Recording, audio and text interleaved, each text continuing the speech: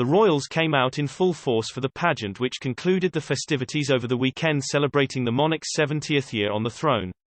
Royal fans were delighted and surprised when the Queen unexpectedly appeared on the balcony of Buckingham Palace at the end of the celebrations to greet her subjects.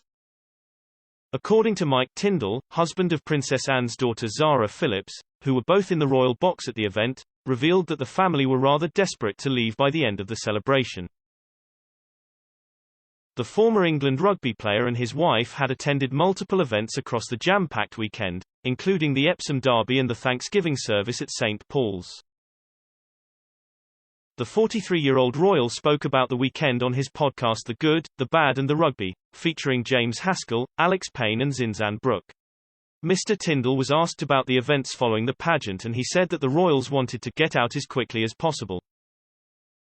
One of the presenters on the podcast asked if the members of the family had a cup of tea to go over the different things that happened over the weekend in a sort of debrief. Mike said, "No, there wasn't really. After the pageant, it was basically try and get out as quickly as you can. There was more after the concert, we all chatted together because we went in and had a drink after, but not really after the pageant." He added, "I think everyone was pretty happy and I think the committee that put it together did an incredible job." Zara and Mike sat behind the Cambridges at the pageant and next to them were politicians including Boris Johnson, Keir Starmer and Sadiq Khan. Mr. Tindall was sat next to Boris Johnson, who he said he had a couple of conversations with about the ability to firefight.